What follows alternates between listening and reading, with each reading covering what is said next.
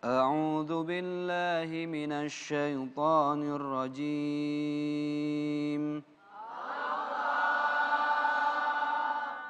ولنبلونكم بشيء من الخوف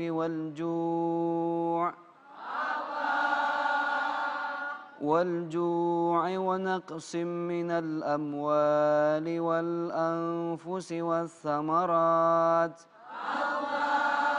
وبشر الصابرين الذين إذا أصابتهم مصيبة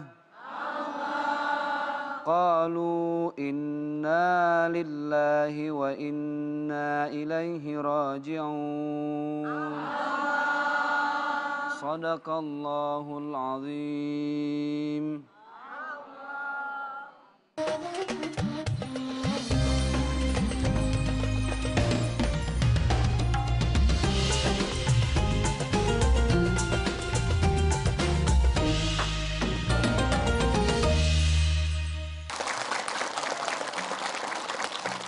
Assalamualaikum warahmatullahi wabarakatuh.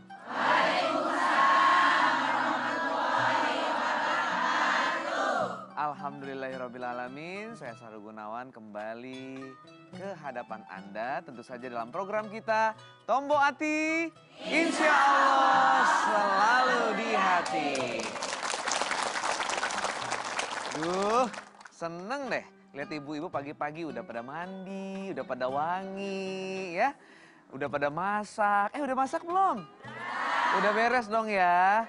Anak-anak udah pergi sekolah ya. Tinggal ibadahnya. Ini kan nonton acara yang meningkatkan keimanan kita ini kan juga bagian dari ibadah. Belajar ya kan. Belum ntar duhanya ya. Sholat-sholat yang lainnya. Mudah-mudahan tambah berkualitas ibadah kita setiap harinya. Amin ya rabbal alamin. Nah, tema kita kali ini akan kita hadirkan yang update ya, yang sesuai dengan apa yang sekarang ini bangsa Indonesia sedang alami. Tapi sebelumnya saya mau nyapa dulu sama Ustadz Zaki Mirza. Sehat Ustadz? Alhamdulillah. Masya Allah. Makasih Ustadz. Siap. Sudah datang lagi di sini. Alhamdulillah. Ya, ntar kita akan belajar sama beliau. Nah, yang sudah hadir di studio ini ibu-ibu makin cantik kelihatannya ya. Tadi waktu saya datang studio cantik doang. Sekarang makin cantik. Dideketin makin gede. Ya tepuk tangan untuk ibu-ibu di studio. Yang di sebelah kanan saya ini dari Majelis Taklim Baitur Rahman. Ya. Oh salah ya. Yang di sini yang Baitur Rahman. Kalau itu saya kesini dulu deh. Maaf ya. Dari Majelis Taklim Baitur Rahman ya. Gimana sehat semuanya? Alhamdulillah. Alhamdulillahirabbil alamin. Sekarang langsung sapa dong untuk pemirsa di rumah. Assalamualaikum. Waalaikumsalam. Yang di sini kenalin nggak ya? Hah? Ibu-ibu ini dari Majelis Taklim. Oh gitu, dari Balaraja ya. Udah mendingan langsung aja kenalin kepada pemirsa semuanya ya. Kami dari, gitu dong.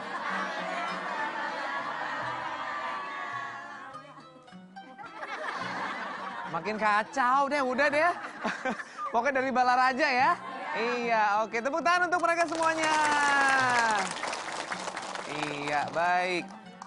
Ustadz, sekarang kita sedang mengalami musibah ya.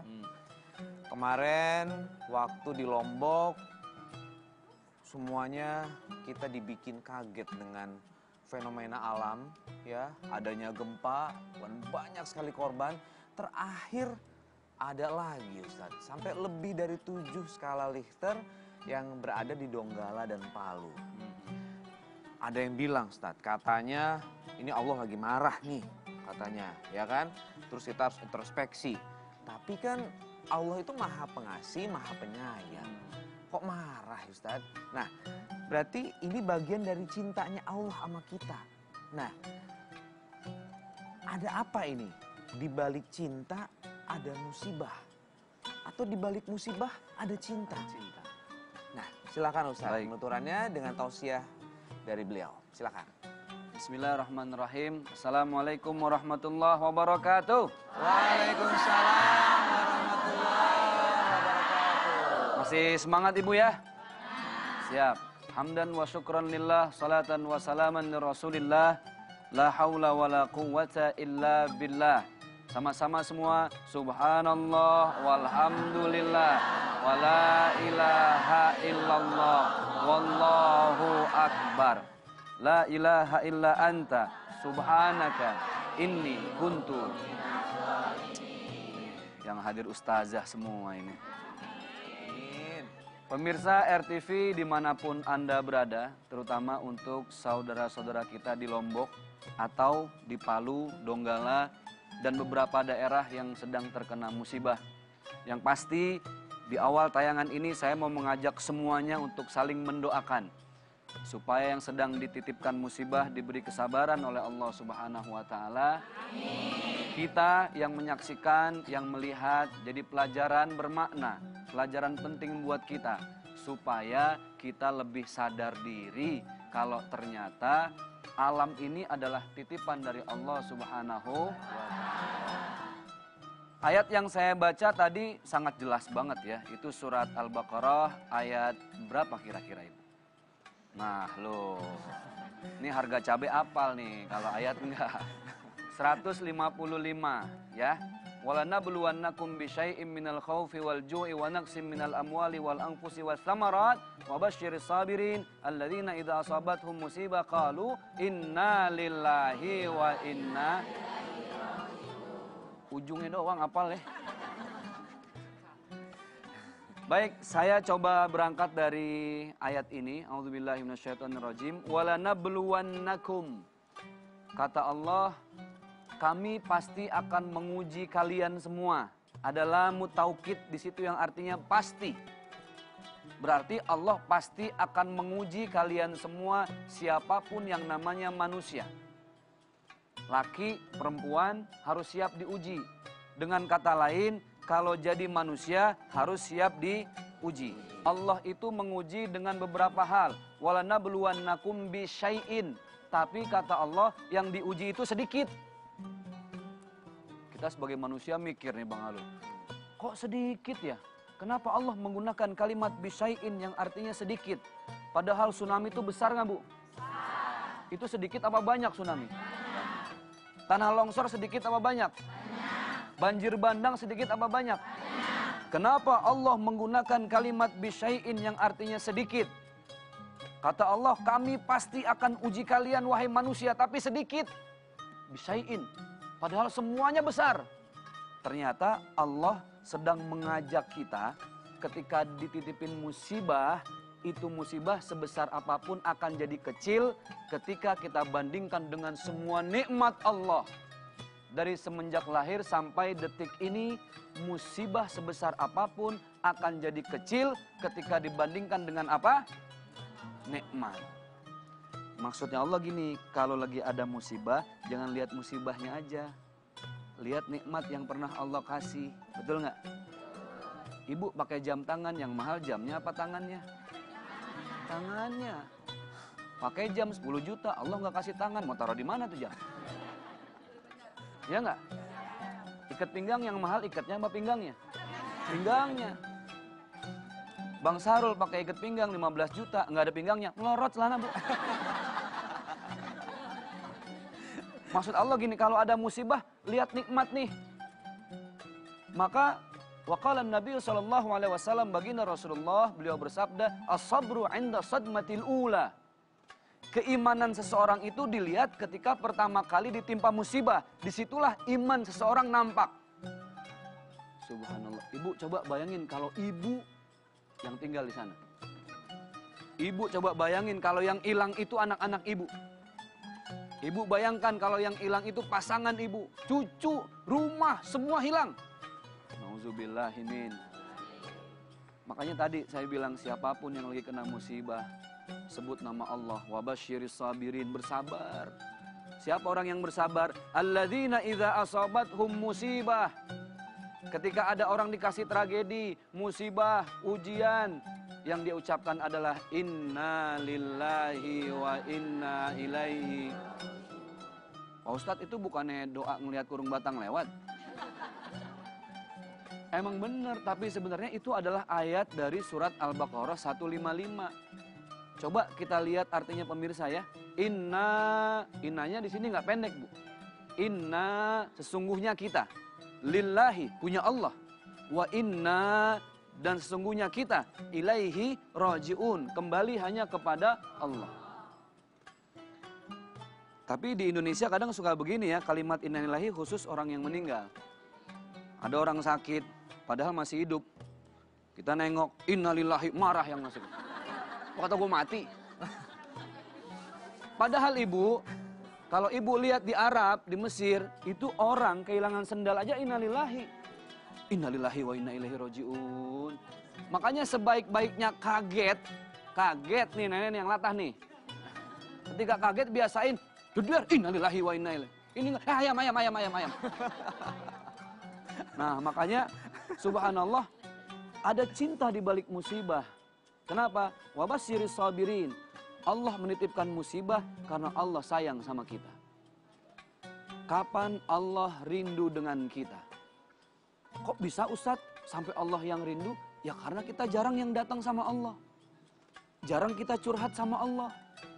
Jarang kita ngadu sama Allah. Saking jarangnya kita dekat sama Allah sampai Allah yang kangen. Allah yang kangen, kita boro-boro kangen sampai Allah yang kangen. Saking kangennya Allah, kita diundang sama Allah supaya datang ke kita. Diundangnya lewat apa? Lewat musibah. Kata Allah nih, undangan musibah. Kenapa? Orang itu ingat Allah dalam dua hal. Ibu lebih sering ingat sama Allah apa lupa? Lebih sering lupa. Allah cinta sama kita, tapi kita belum terlalu cinta kepada Allah. Manusia itu ingat Allah dalam dua hal. Satu, lagi susah. Ya iya aja, bener gak? Satu, lagi susah. Dua, lagi mau mati. Susah sama mau mati, baru Allah berasa dekat. Itu orang yang tadi rumahnya hilang, keluarganya hilang, pasti dekat sama Allah. Kenapa? Lagi susah. Anak muda gak pernah sholat, gak pernah zakat, gak pernah sedekah, naik pesawat. Di atas pesawat mau jatuh, padahal nggak pernah ingat Allah. Pas di pesawat, pas mau jatuh, dia pasti teriak. Yang dia teriakin nama siapa? Itulah undangan cinta dari Allah. Kapan Allah merasa paling senang? Allah merasa paling senang ketika hambanya diundang lewat musibah, lewat tragedi, dia datang kepada Allah. Kapan Allah paling sedih? Allah paling sedih ketika orang udah diundang, dikasih musibah, tetap merasa bahwa dirinya lebih bisa daripada Allah. Na'udzubillahimin. Udah diundang sama Allah, tapi subhanallah, dia tetap merasa, oh, ini mah karena memang perbuatan manusia saja. Dia tidak membenahi dan ngoreksi dirinya sendiri. Harusnya ketika sudah diberikan tanda cinta dari Allah, undangan dalam bentuk tragedi dan musibah, keluar istighfar dari mulutnya, astaghfirullahalazim, la haula wala quwata illa billahil aliyil azim. Jadi itu tanda cinta dari Tanda Allah cinta, ya, Ustaz betul. ya. Berarti kalau ngasih tanda cinta tuh Allah tuh nggak milih-milih ya? Yang milih-milih. Oke, nanti kita akan bahas. Saya mau tanya, kalau Allah ngingetin, kenapa sih misalnya banyak orang Islam, tapi di situ ada bencana. Tapi yang gilirannya negara pada maksiat, nggak ada bencana. Nah itu ntar kita bertanya nih, Siap, itu kenapa siap. itu ya. Tapi sesaat lagi tetap di Tombo Hati, Insya Allah selalu di hati.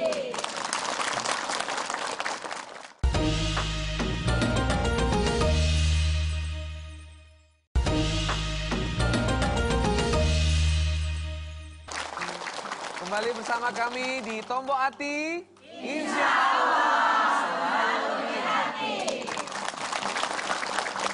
Sebelum kita teruskan lagi kajian kita, nanti Ustadz akan menyampaikannya, meneruskan mengenai tema kita kali ini yang sebetulnya kita sedih ya, tapi insya Allah dengan kita bahas hikmahnya kita jadi bisa lebih paham harus gimana ya. Saya mau ingetin untuk Anda semuanya pemirsa RTV mengirimkan video Instagram di-mention ke @tomboatirtv atau bisa melalui nomor WhatsApp.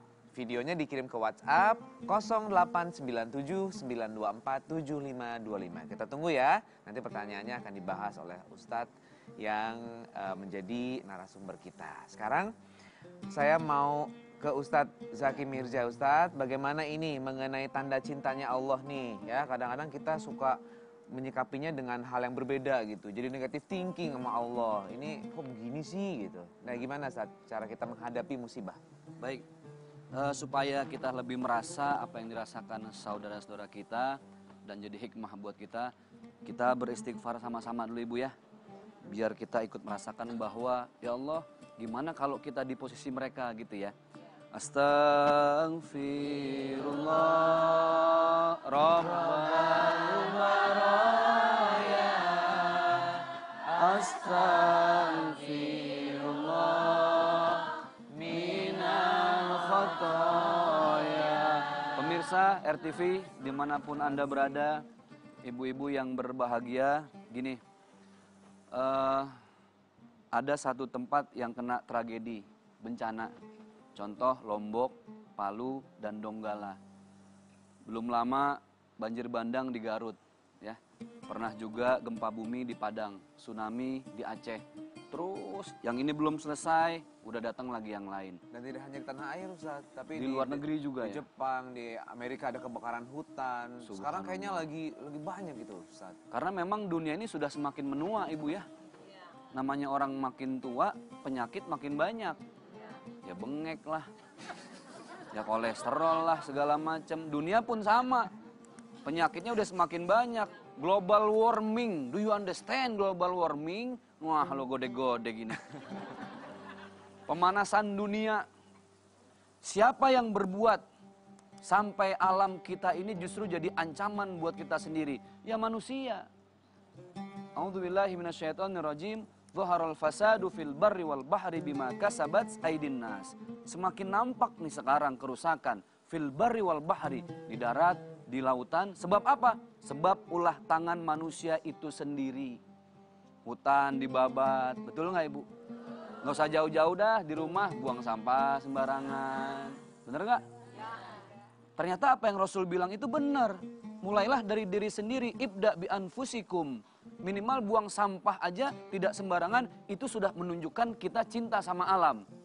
Cinta sama rumah kita sendiri, yaitu bumi ini. Tapi alhamdulillah ya, Jakarta, subhanallah, walaupun kena kita cuma banjir aja Ibu ya. Di mana-mana kena, kita dilengkapin terus loh. Dari Lombok lompat ke Palu. Waktu itu dari gempa bumi di Padang lompat ke Garut. Jakarta nggak kena, alhamdulillah. Cuma hati-hati. Saya ngeri jangan-jangan di Jakarta acara puncak lagi ntar nih. Nauzubillahi min. Hati-hati, Ibu ya, hati-hati. Ada ujian, ada musibah, ada azab. Satu tempat nih kena bencana. Itu semua orang kena. Lalu kenapa Ustadz bisa seperti itu? Pertama ujian. Ujian itu adalah bencana, tragedi yang diberikan oleh Allah sebagai tanda cinta. Karena orang yang soleh, yang sudah baik, derajatnya pengen diangkat lagi oleh Allah subhanahu wa ta'ala. Imtihanan lahum, ujian buat mereka yang sudah baik. Yang kedua, ada orang yang sering lupa sama Allah. Sholatnya bolong-bolong. Jarang ingat sama Allah, gak pernah zakat, gak pernah sedekah, sama tetangga ngomongin doang, ngebahagiain kagak. Allah mau ngasih bukti cinta lewat apa? Lewat bencana juga sama. Tapi untuk orang yang selama ini sering lupa sama Allah, itu bukan lagi ujian, tapi itu musibah. Karena Allah lagi nasehatin, Allah lagi ngejewer, Allah lagi ngingetin. Yang ketiga nih azab. Azab buat siapa Ustadz? Ada satu tempat orang soleh kena, orang yang lagi lupa sama Allah juga kena. Ada orang yang badar banget Bu, nggak pernah ingat sama Allah. Dulu sendalnya hilang, nggak ingat sama Allah. Motornya hilang, nggak ingat sama Allah. Sampai rumahnya nganyut, nggak ingat sama Allah. Ini badar banget. Udah diapain aja sama Allah, nggak datang-datang juga sama Allah. Akhirnya kena juga lewat tragedi tsunami. Akhirnya itulah namanya azab. Azab itu diperuntukkan bagi siapapun yang sama sekali tidak pernah mau ingat kepada Allah. Keras hati, keras kepala. Makanya di sini saya mengajak semua untuk introspeksi diri. Dari mulai diri masing-masing, keluarga, sampai tingkat pemerintahan. Semuanya.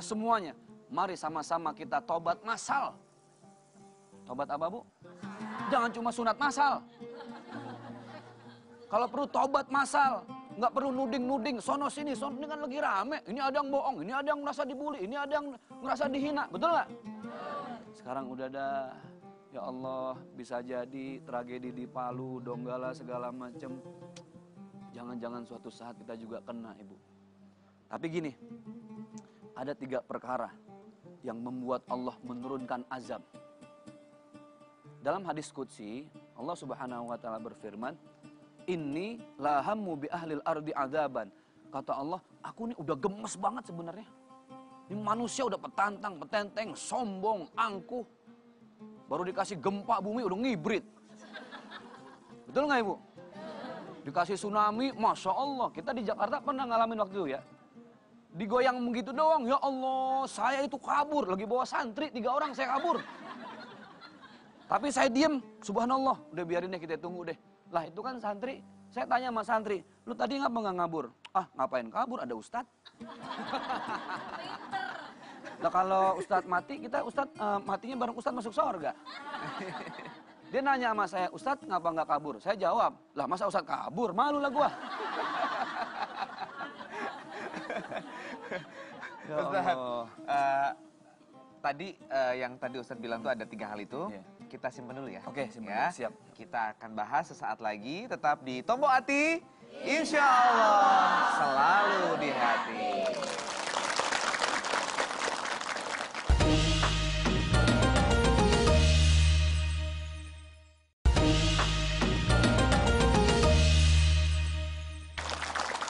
Kembali bersama kami di RTV dalam Tombo Hati.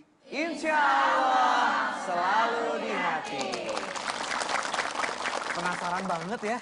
Kita pengen tahu nih 3 hal yang menahan azab itu datang. Iya, betul. Nah, tolong jelasin dulu Ustaz. Di sini ada yang mau curhat sama kita. Saya sambil diri dulu lagi ya. Boleh. Jadi ada 3 hal yang membuat Allah menunda azab. Menunda kiamat besar nih, Bu. Kiamat kubro. Allah udah gemes banget deh.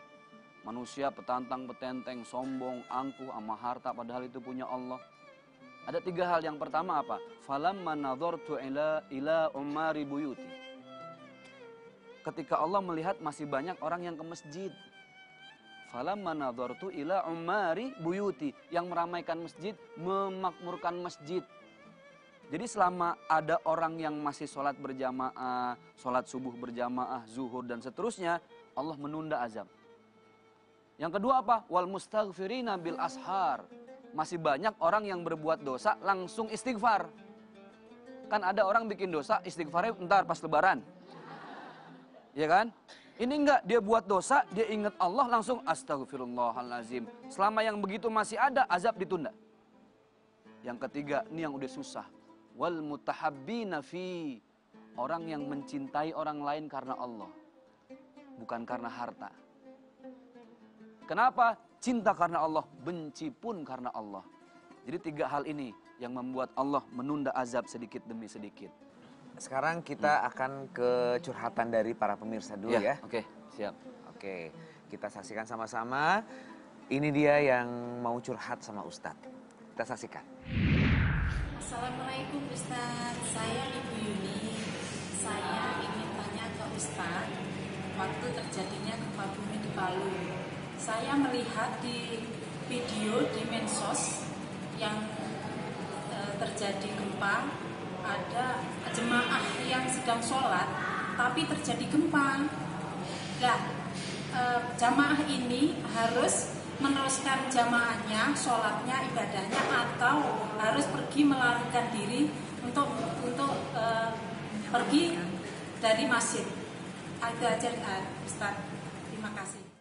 Baik, memang yang viral itu kita lihat beberapa video beda-beda Ibu ya. Ada seorang imam dari Timur Tengah, ketika gempa dia justru istiqomah dengan sholatnya. Dia baca ayat kursi, Allahu la ilaha illa huwal hayyul qayyum. Padahal lagi guncang-guncang. Ada tadi yang saya cerita, kabur. Sejadah ketinggalan, balik lagi. Bela-belain sejadah, mungkin sejadah tetangga kali dipinjem. Ada yang udah kabur, cuman gue mati sini dah, udah dibalik lagi, disolat lagi. Ada. Itu bagaimana? Ini ada dua pendapat, Ibu ya. Satu, menyelamatkan diri itu dalam keadaan bencana harus. Karena nyawa itu cuman atu, nggak ada serepnya. Karena seorang laki-laki yang ibadah apalagi ya, dia punya istri, punya anak-anak. Kalaupun enggak, dia belum menikah, dia punya orang tua, dia punya masa depan. Maka wajib hukumnya menyelamatkan diri. Jadi nggak salah. Jangan dibilang, takut cemen, baru gempa gitu doang. Ibu nggak ngalamin sih. Coba ibu yang ngalamin, lebih ngibrit kayaknya itu. Lebih kencang itu larinya, ya Allah, apa segala jemuran diangkutin kali ya. Kenapa? Kita nggak ngalamin. Kalau kita ngalamin langsung, pasti itu refleks. Bagaimana Ustadz, orang yang kabur tadi itu, kira-kira dia imannya kurang apa enggak? Ukurannya bukan itu, Ibu. Karena dia masih punya kewajiban menafkahi istri dan anak-anaknya. Dia masih punya masa depan yang panjang. Lalu bagaimana Ustadz dengan yang tetap di situ? Istiqomah dengan sholatnya. Ya Alhamdulillah. Berarti dia ingin meraih sakaratul mautnya dalam keadaan ibadah. Jadi nggak ada yang salah, Ibu. Yang kabur, ya insya Allah juga niatnya baik. Yang di situ juga baik. Jangan sampai nunjuk-nunjuk. Tuh yang kabur lagi sholat pas gempa berarti sholatnya nggak diterima. Nggak juga. Kenapa? Urusan diterima apa enggak itu urusan siapa? Allah Subhanahu wa ta'ala. Jadi sikap dua-duanya itu baik. Jangan saling ngebully. Jangan saling nyalahin. Tapi tetap satu PR kita belajar meningkatkan keimanan. Supaya apa? Bencana apapun yang akan kita hindari suatu saat kita akan berhadapan dengan bencana kiamat kecil kita masing-masing. Apa itu? Kematian kita sendiri. Ya, gitu. Iya, baik Ustadz. Sekarang kita akan ke pertanyaan dari jamaah yang ada di studio. Siapa yang mau bertanya?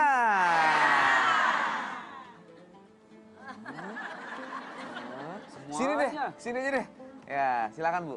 Assalamualaikum warahmatullahi wabarakatuh. Waalaikumsalam warahmatullahi wabarakatuh.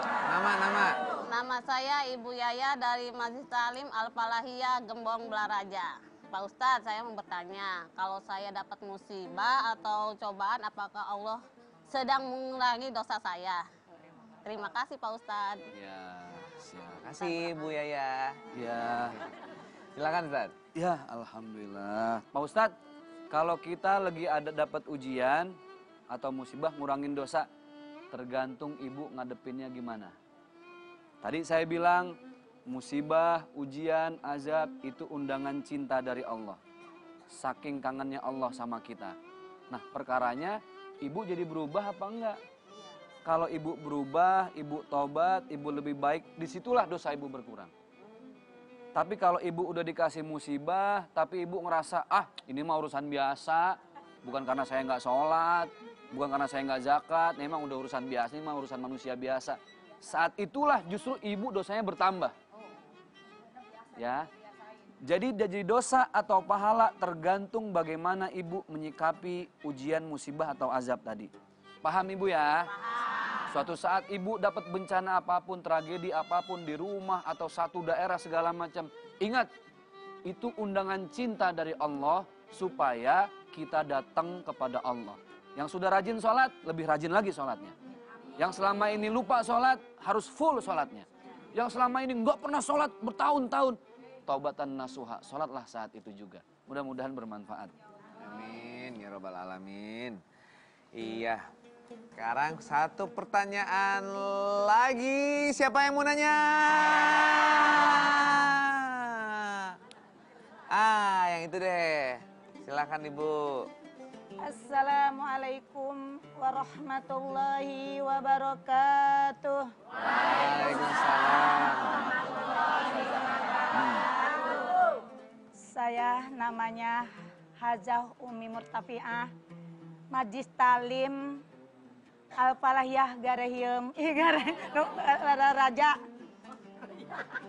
Saya kaget orang kampung saya. Saya mau tanya Pak Ustadz, Bagaimana? Ini rombongan saya minta dana buat bencana alam di Papua. Udah gitu di Palu semualah diminta dana, tapi itu dana itu dipakai sama tim kita. Bagaimana itu hukumnya? Gitu Pakai kan. buat apa? Buat makan keperluan lah kita kalau habis ini kan minta dana nih karena dibeliin air, apa dibeliin kue, roti, apa itu hukumnya bagaimana gitu itu. Dapat minta itu uang itu gitu, hukumnya bagaimana? Tapi nggak dipakai semua kan, Bu? Enggak, saya enggak. Ya. Iya, sayang. Enak Saya kalau cemburu loh, disayang. saya cemburu. Bu, tahu aja, Bu, udah lama nggak disayang-sayang. Curhat lagi. Ya, Nah, itu Ustaz, gimana hukumnya ini nih? bagaimana, Pak Ini Ustaz? masalah Iya. penggunaan dana. Ini berarti kan bisa dikatakan ini kayak amil ya. Ya Amil. Amil yang mengumpulkan untuk bantuan ya. Baik. Itu seperti apa, Ustaz? Baik. Hukumnya. Bismillahirrahmanirrahim. Jadi ibu yang saya hormati, sebenarnya gini, secara hukum fikih ada yang namanya Bang Sarul bilang tadi amil, orang yang mengumpulkan. Boleh nggak? Boleh diambil untuk keperluan seperlunya. Jalan kaki ada makannya, ada uang sakunya. Boleh nggak diambil dari situ? Boleh. Tapi masa iya orang lagi kena musibah, kalau bisa jangan ngambil, kalau perlu kita nambahin. Gitu ya. Karena begini, kecuali kalau urusan zakat. Urusan zakat kan memang sudah ada jatah amilnya, itu bukan urusan musibah. Tapi karena kita ngambil dari orang mampu, dizakatkan sebagian hartanya, kita yang menyalurkan. Amil itu penyalur, dia punya hak, karena dia juga kerja hitungannya. Kalau belum bisa nambahin, jangan ngurangin. Paham Ibu ya? Paham. Ini nambahin kagak, ngurangin ya banyakan. Segala. Banyak. Nah, Oh. jadi boleh nggak? Boleh, tapi mubah aja boleh Ibu. Tapi lebih baik, lebih afdol, lebih utama kalau kita nggak ngambil sepeser pun, kalau bisa kita nambahin. Hati-hati, banyak zaman sekarang orang ngaku mau menyalurkan musibah. Rekening jangan lupa lihat, kalau rekeningnya masih rekening pribadi mending jangan. Lebih selamat kalau rekeningnya atas nama yayasan. Pastikan kalau dana yang ibu sumbangkan itu sampai kepada korban musibah, Palu, Donggala, Lombok, dan lain sebagainya. Supaya apa? Supaya kita yakin bahwa itu jadi manfaat buat mereka semua. Nah ini kan susah ya, kemarin sempat ada dijarah katanya. Orang mau nyumbang malah dijarah. Ya kita doain mudah-mudahan dikasih hidayah oleh Allah Subhanahu wa taala. Saudara-saudara kita yang kena musibah disabarkan. Kemudian kita yang diselamatkan oleh Allah diberi kemampuan untuk bersyukur atas apa yang sudah Allah kasih dalam hidup kita. Amin ya rabbal alamin. Amin ya rabbal alamin. Iya, memang masalah sumbang-sumbangan begitu ya. Untuk yang koleknya yang mengumpulkan ini ya suka memanfaatkan Nah itu. kesempatan dalam kesempitan gitu ya. Itu padahal hukumnya berat, Ustaz ya. Berat, itu kan hak orang lain yang lagi kesusahan. Itu kesusahan loh Bu. Kita ngambil hak orang yang lagi nggak susah aja nggak boleh. Apalagi ini hak orang yang benar-benar perlu dan lagi susah. Itu mah berlapis udah dosanya. Itu nerakanya nggak tahu udah paling bawah kali ya. Nauzubillahi min zalik. Baik, kita akan lanjutkan perjumpaan kita di Tombo Ati ini. Ada yang mau curhat sama kita semuanya. Siapakah dia? Sesaat lagi dalam Tombo Ati, insya Allah selalu di hati.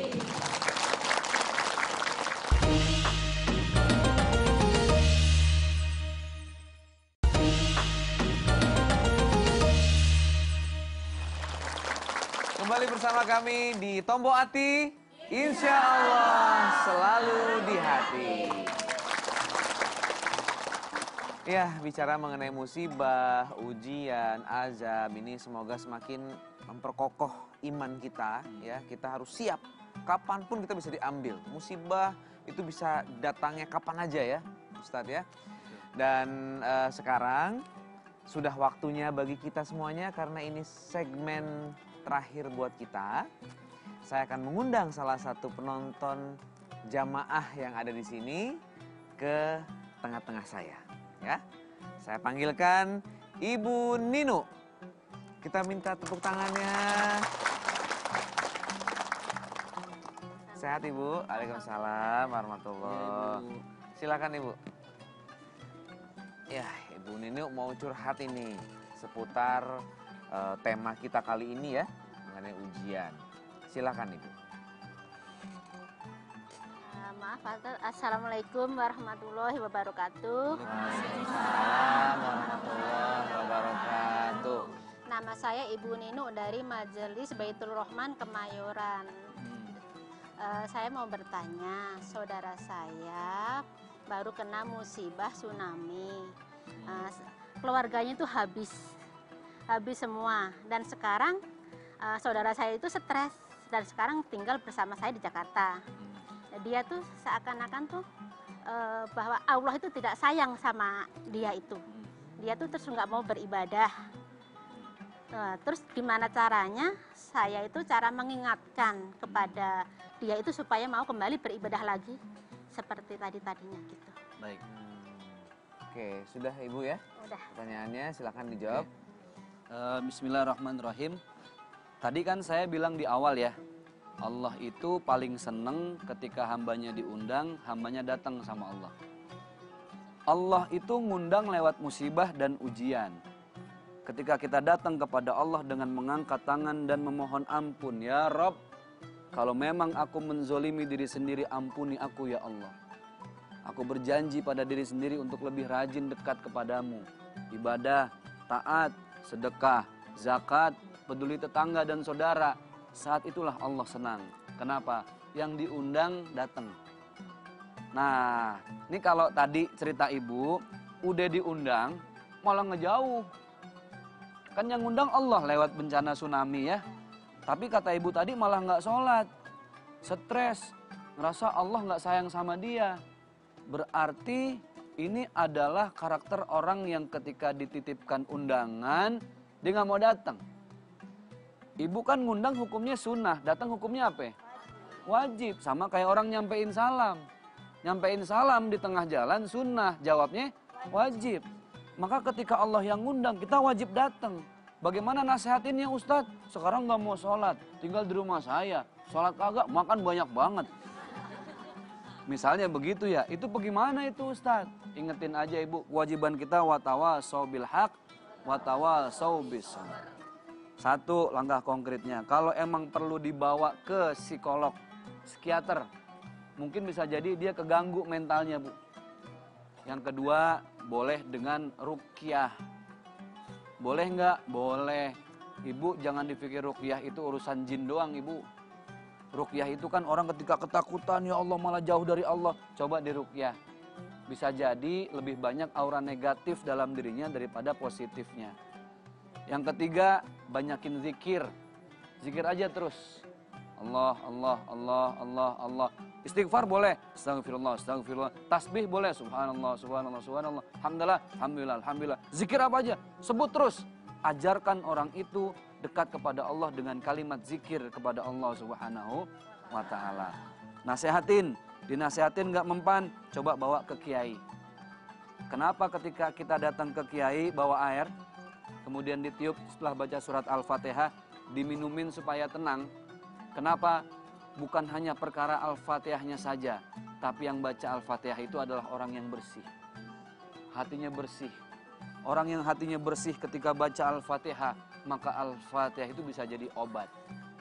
Nah, mudah-mudahan bermanfaat Ibu. Itu aja tadi amalan-amalannya, silahkan diamalkan. Jadi seperti itu ya Ibu ya. Jadi sekarang ini kondisinya masih stres. Trauma, stres. Jadi kalau melihat itu, awas ada tsunami, awas ada tsunami. Masya Allah, kita nggak ngalamin sebenarnya Ustadz ya. Iya. Padahal udah segitu traumanya di dalam. Nah itu kalau misalnya udah ngalamin seperti itu, apa yang anggota keluarga bisa lakukan? Selain tadi yang Ustadz sampaikan tadi. Pertama, situasi orang itu harus dimengerti Ibu. Jangankan yang bencana tsunami begitu mengerikan ya. Ada ibu-ibu pernah dijamret tasnya. Ya kan, dijamret, taruh di sini. Itu sampai kebetot bebekas di sini Bu. Untung nggak sampai putus tuh lehernya. Itu aja traumanya subhanallah. Nggak boleh lihat ada orang dikit deket, dia langsung menggampar aja lagi. Kenapa? Trauma. Ada rasa takut. Makanya ada sholat yang namanya sholat hajat. sholat hajat tuh fungsinya apa? Supaya kita doakan orang yang tadi ya, itu saudara apa sih? Saudara. Saudara lagi sakit, stres. Sholat hajat kita niatnya apa? Supaya dia sembuh. Yang kedua, ibu coba sedekah sama orang yatim, ya, sama anak yatim, sama janda tua yang udah tua renta. Boleh nggak Ustadz kita sedekah, tapi niatnya buat nyembuhin orang, saudara? Boleh Bu, karena itu baik. Yang nggak boleh itu ibu sedekah, tapi niatnya buat ngejahatin orang. Ini saya sedekah, bismillah, tapi mudah-mudahan lo tetangga pengkor misalnya. Nah, itu nggak boleh. Dek, saya mau sedekah, titip doa supaya saudara saya sehat dan normal lagi. Boleh nggak? Boleh. Orang itu paling gampang ngedoain kita kalau hatinya disenengin. Betul nggak? Berarti makin banyak nyenengin orang, ibu makin banyak didoain. Kalau ada saudara yang kayak tadi masih stres, bingung, teriak-teriak, awas tsunami, udah banyakin sedekah aja. Niatnya apa? Supaya Allah sembuhkan penyakit saudara kita. Boleh apa enggak? Boleh. Baik, Ustadz, di akhir acara seperti biasa ada kesimpulan dari Ustadz. Silahkan. Baik. Bismillahirrahmanirrahim. Yang sudah saya sampaikan tadi, artinya jadilah kita manusia yang sering menggembirakan Allah. Karena Allah itu 24 jam menggembirakan kita. Dengan nafas yang tidak pernah berhenti, dengan detak jantung. Orang tidur aja jantungnya masih berdetak, Bu. Kalau dia nggak detak udah nggak ada tuh. Dengan denyut nadi yang terus dia, kalau ibu pegang ini kan patokannya di sini jantung ya.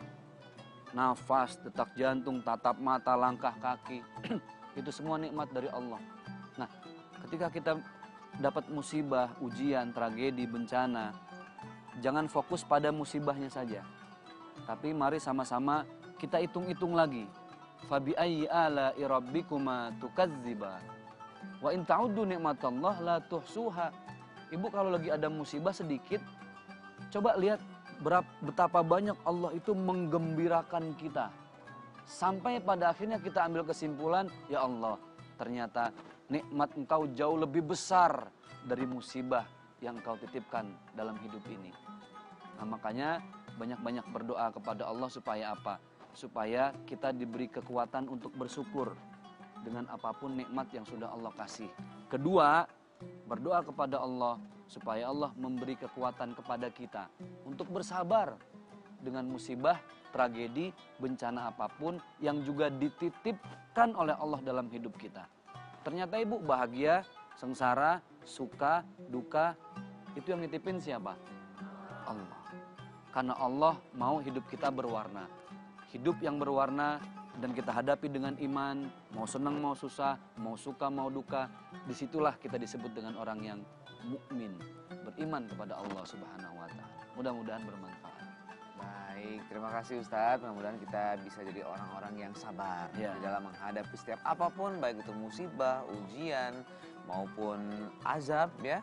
Dan kita sendiri yang bisa mengukur ya sejauh mana Allah memberikan sebuah cobaan itu kepada kita semuanya. Baik, terima kasih atas kebersamaan Anda. Insya Allah kita bertemu kembali di episode berikutnya. Selesai acara ini, Ustadz akan memimpin doa untuk saudara-saudara kita yang tertimpa bencana. Billahi taufiq wal hidayah. Assalamualaikum warahmatullahi wabarakatuh. Kita ketemu di episode berikutnya dalam Tombo Ati. Insya Allah selalu di hati.